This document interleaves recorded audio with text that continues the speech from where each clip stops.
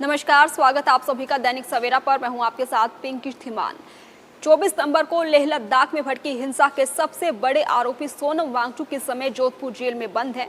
गृह मंत्रालय ने इस हिंसा के लिए सबसे बड़ा जिम्मेदार सोनम वांगचुक को ठहरा है। ऐसे में उनकी पत्नी गीतांजलि आंगमो सोनम वांगचुक का बचाव करने के लिए उतरी हैं। उन्होंने सीआरपीएफ पर बड़े सवाल दागे हैं। सीआरपीएफ से उन्होंने साफ तौर पर पूछा है कि सीआरपीएफ ने अपने ही लोगों पर गोलियां क्यों चलाई हैं और बाकी आरोपों को भी सोनम वांगचुक की पत्नी गीतांजलि आंगमो ने सिरे से खारिज कर दिया है।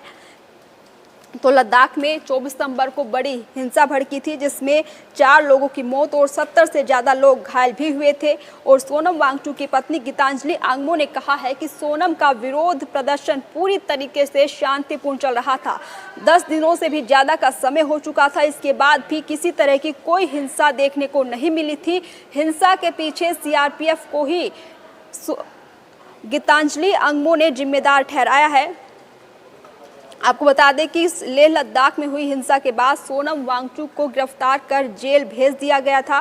गृह मंत्रालय ने पूरी हिंसा का जिम्मेदार वांगचुक को ही ठहराया था। हिंसा को लेकर सोनम पर कई गंभीर आरोप लगे हैं। यही वजह है कि राष्ट्रीय सुरक्षा अधिनियम यानी एनएसए के तहत मुकदमा दर्ज किया गया है। अब इस पूरे मामले पर उनकी पत्नी डॉक्टर गीतांजलि आंगमो ने सफाई पेश की है। इसके साथ ही तमाम आरोपों को सिरे से खारिज किया है। जोधपुर जेल में बंद हैं सोनम वांगचुक और उनकी पत्नी गीतांजलि आंगमो ने उनके खिलाफ पाकिस्तान संबंध और विदेशी फंडिंग के आरोपों को खारिज किया है।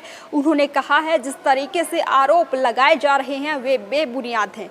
पूरी हिंसा के लिए आंगमो ने सीआरपीएफ को जिम्मेदार ठहराया है। इसके साथ ही सवाल खड़ा किया है कि अपने ही लोगों पर क्यों गोलियां चलाई गई।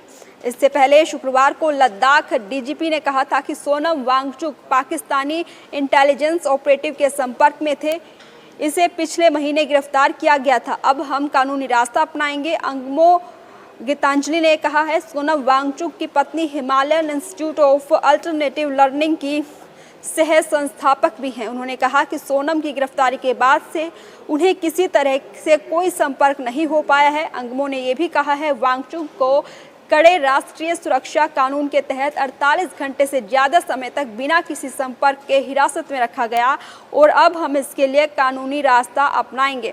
तो सोनम वांगचुक की पत्नी गीतांजलि आंगमो ने सीआरपीएफ पर ये बड़े सवाल खड़े किए हैं और कानूनी रास्ता अपनाने की भी बात कही है। तो सोनम वांगचुक की पत्नी गीतांजलि आंगमो सोनम वांगचुक का बचाव करने के लिए उतरी हैं और सीआरपीएफ पर बड़े सवाल उठाए हैं। अपने ही लोगों पर गोलियां क्यों चलाई, सीआरपीएफ से पूछा है। देखना होगा इस मामले में अगला अपडेट क्या आता है।